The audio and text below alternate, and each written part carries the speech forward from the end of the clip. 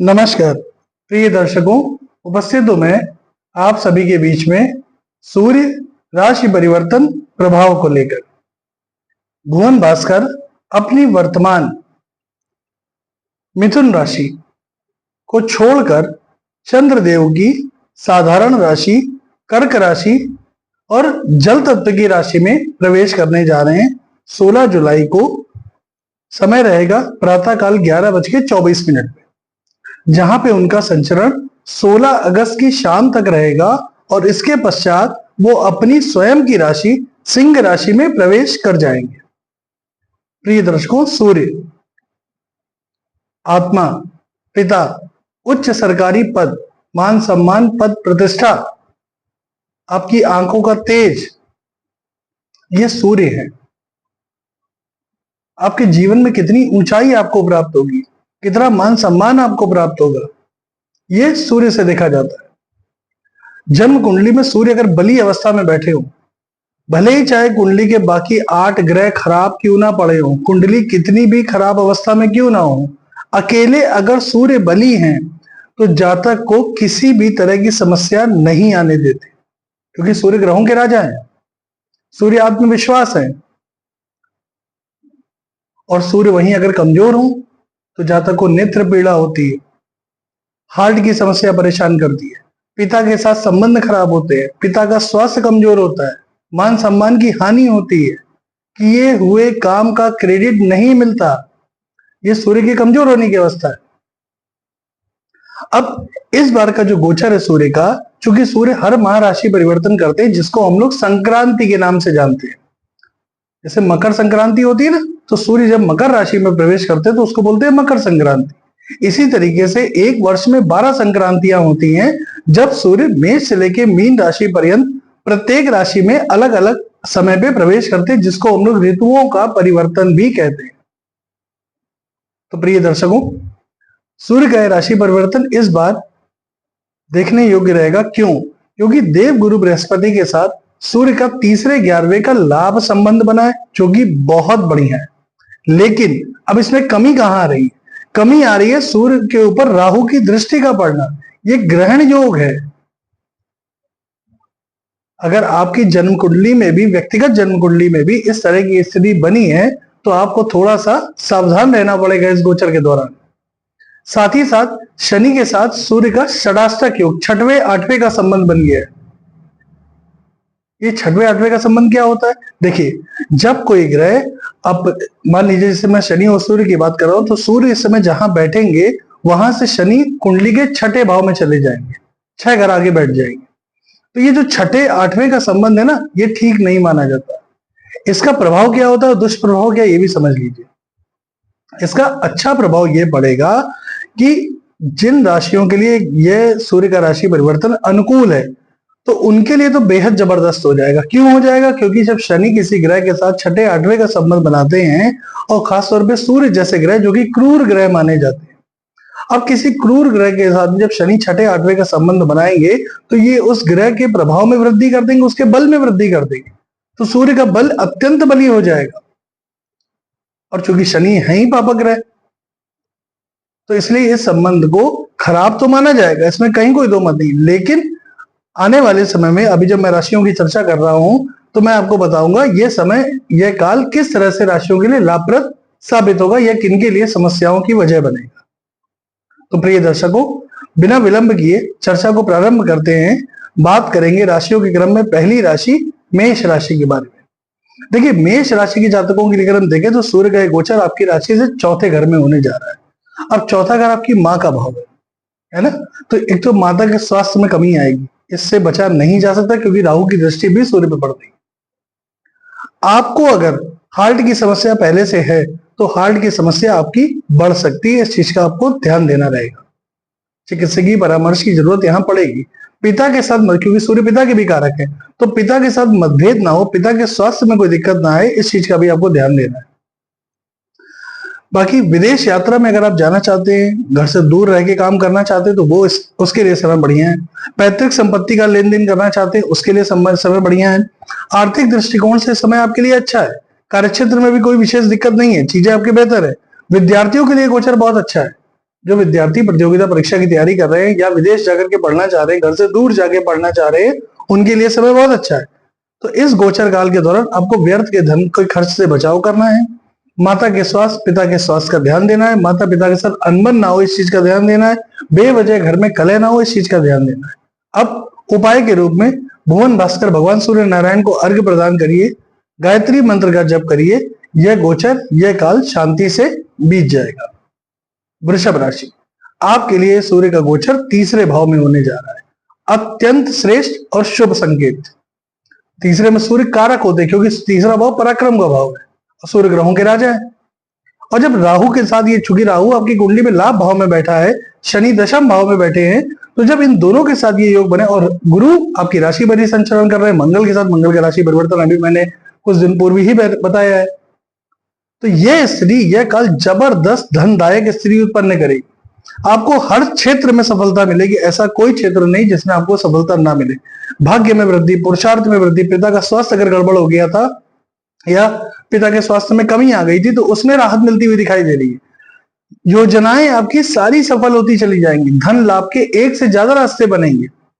हो सकता है कोई ऐसा काम आपको मिल जाए जिसमें आपको प्रचुर मात्रा में धन की प्राप्ति हो।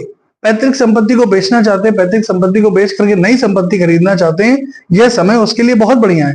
थोड़ा सा ध्यान आपको कहाँ देना है, थोड़ा सा ध्यान देना है आपको, रिश्तों की समस्या आपको परेशान कर सकती है, लेकिन वो भी तब करेगी जब आप अहंकार की मात्रा को बढ़ा देंगे। अगर आप अहंकार की मात्रा को नहीं बढ़ाते हैं तो यकीनन इस बात को जान लीजिए, जो आप चाहेंगे वही आपके साथ होगा, जैसा आप चाहेंगे वैसा ही होगा। आजमाइएगा इस चीज को।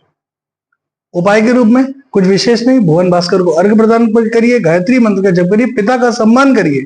ऐसा करने से सूर्य अपना श्रेष्ठ प्रभाव प्रदान करना शुरू कर दे। मिथुन राशि, देखिए मिथुन के लिए यह गोचर दूसरे भाव में होने जा रहा है। अब दूसरा भाव किस चीज का है? दूसरा भाव आपके धन का, आपके नाते रिश्तेदारी कुटुंबी जन का, आपकी वाणी का। तो वाणी में कड़वाहट का उत्पन्न होना, दूसरे भाव से आंखों का विचार, दाहिनी आंख का भी विचार किया जाता है, तो आंखों में कोई समस्या ना हो। जो लोग चश्मा इत्यादि लगाते हैं उनके चश्मे का नंबर बढ़ सकता है, थोड़ा सा यहाँ पे ध्यान दीजिए। डॉक्टरी या चिकित्सकीय परामर्श लेकर के तब आगे जो है काम करिएगा। आपकी वाणी के कारण आपके कुटुंबी जनों के बीच में मतभेद की स्थिति भी पैदा हो सकती है, लेकिन अगर आप यही चाहते हैं कि आपका कोई बंटवारा हो जाए, कोई ऐसी विवादित जमीन है जिसमें आपका और आपके बाकी लोगों का, घर के परिवार के लोगों का हिस्सा है, आप चाहते हो उसमें वो बंटवारा हो जाए, तो इस समय अपनी वाणी का प्रयोग करिए। यकीन जानिए आपकी वाणी का प्रयोग आपके घर का जो भी बंटवारा इत्यादि है वो कराने में बिल्कुल सक्षम है, तो इसका प्रयोग करके देखिए।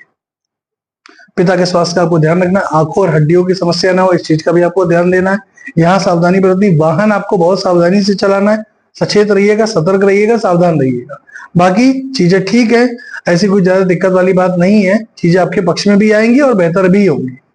उपाय के रूप में भुवन भास्कर को अर्घ्य प्रदान करिए, गायत्री मंत्र का जप करिए, प्राणायाम करिए, पिता का सम्मान करिए, ये गोचर आपके लिए अच्छा हो जाएगा। कर्क राशि, अब देखिए आपकी राशि पर ही गोचर होने जा रहा है।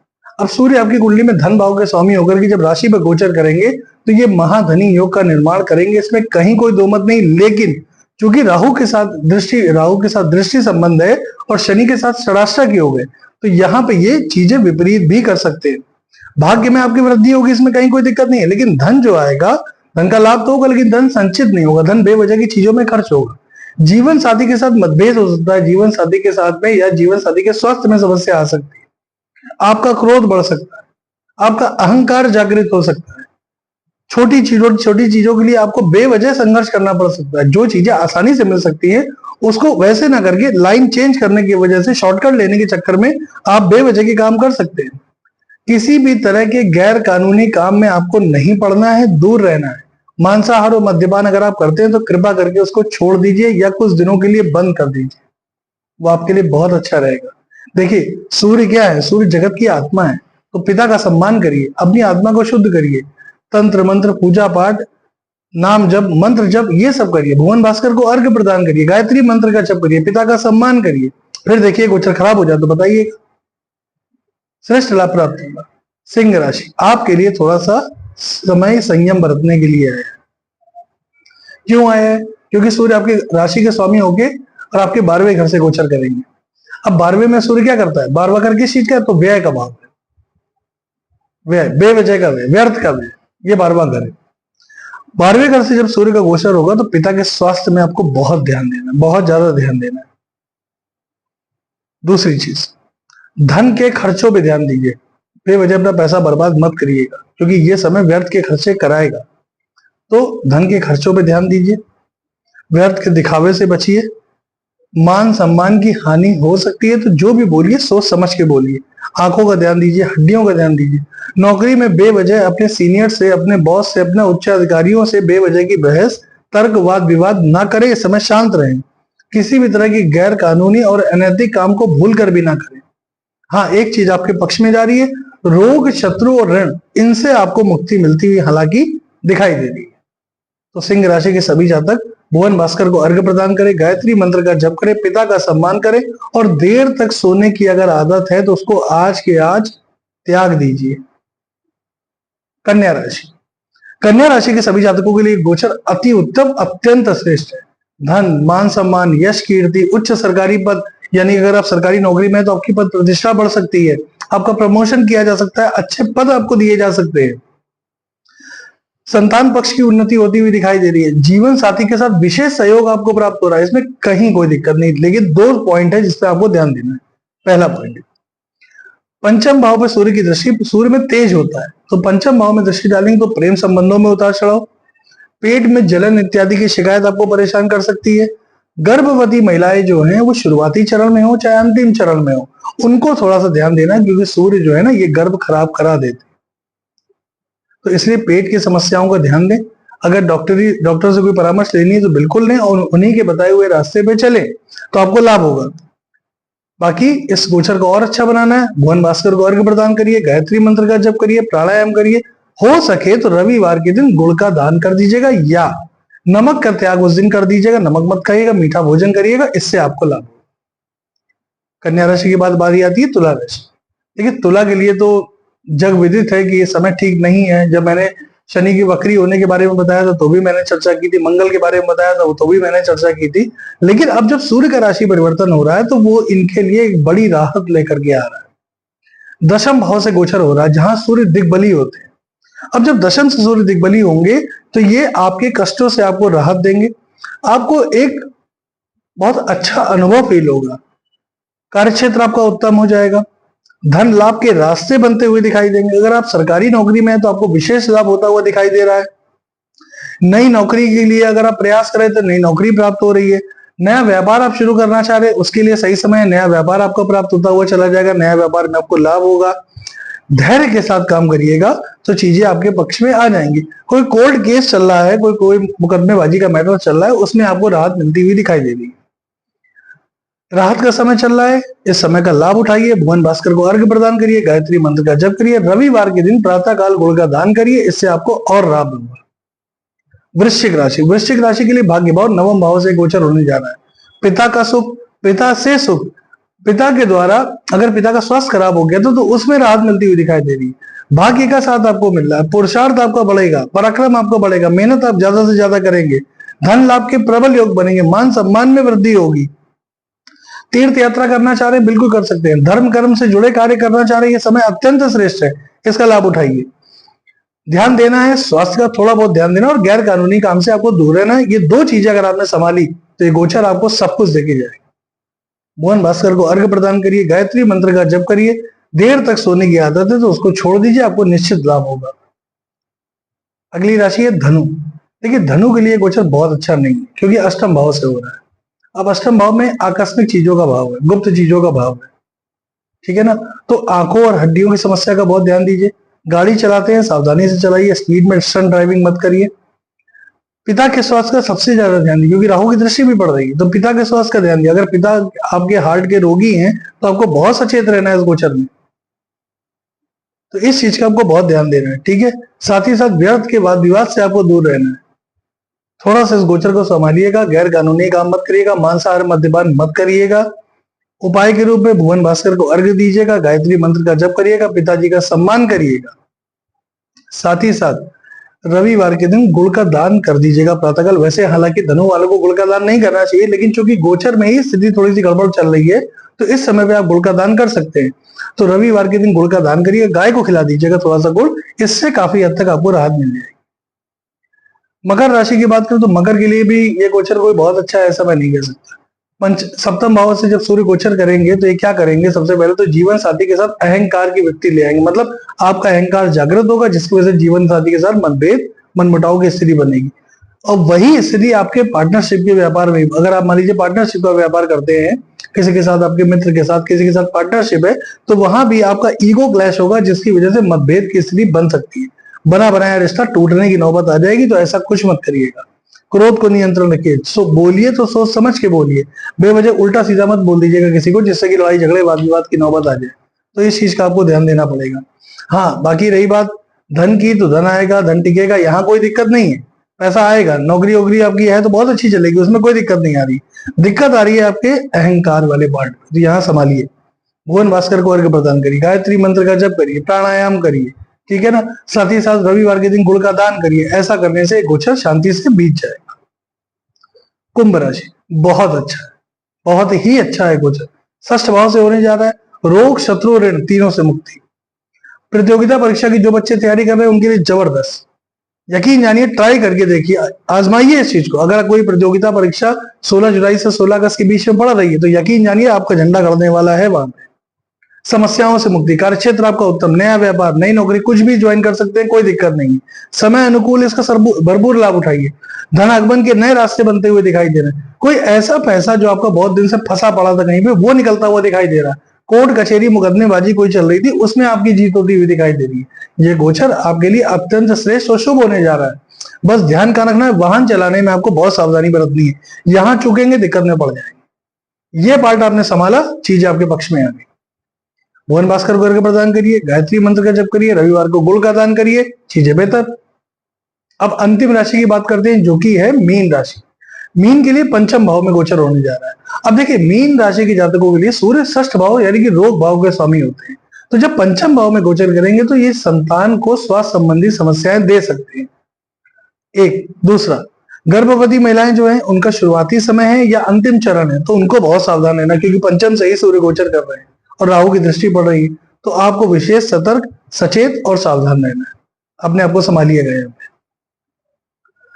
अब बात आती है आपके धन लाभ की। धन लाभ में कोई कमी नहीं है, धन के रास्ते जैसा धन आ रहा, धन आएगा, धन टिकेगा, वहां कोई ऐसी दिक्कत वाली बात नहीं दिखाई दे रही है। पिता का अगर स्वास्थ्य है तो पिता के स्वास्थ्य में, पिता को पेट में कोई दिक्कत हो सकती है, तो इस चीज का आपको ध्यान देना है। गैस की प्रॉब्लम, एसिडिटी की प्रॉब्लम, किसी भी तरह की समस्या, पेट जन्य रोग इनको परेशान कर सकते हैं। थोड़ा सा यहाँ पे अलर्ट हो जाएगा, बाकी चीजें आपके पक्ष में, ऐसी कोई दिक्कत वाली ज्यादा बात नहीं है। भुवन भास्कर को अर्घ्य प्रदान करिए, गायत्री मंत्र का जप करिए, रविवार के दिन प्रातःकाल गुड़ का दान करिए। सर्वश्रेष्ठ होगा गाय को खिलाना, इससे आपका गोचर बेहतर हो जाएगा। प्रिय दर्शकों, ये था मेष से लेके मीन राशि पर्यंत प्रत्येक राशि के जातकों के लिए सूर्य राशि परिवर्तन का प्रभाव। एक चीज आपको और बता दूं, प्रारंभ में मैं भूल गया, नहीं बता पाया, कि अगर आप इस राशिफल को देख रहे हैं तो अभी चंद्र राशि के आधार पर देखिएगा, यानी कि चंद्रमा आपकी कुंडली में जिस राशि में बैठे हैं वही आपकी जन्म राशि है, चंद्र राशि है, उसी के आधार पर। अगर आप अपनी राशि के बारे में नहीं जानते, कुंडली आपके पास नहीं है, उस अवस्था में आपका जो प्रचलित नाम है उसके आधार पर, नाम राशि के आधार पर राशिफल को देखिए, आपको सही प्रेडिक्शन प्राप्त। प्रिय दर्शकों, आज के लिए बस इतना ही। अनुमति प्रदान करिए, पुनः आपसे मुलाकात होगी, तब तक के लिए नमस्कार।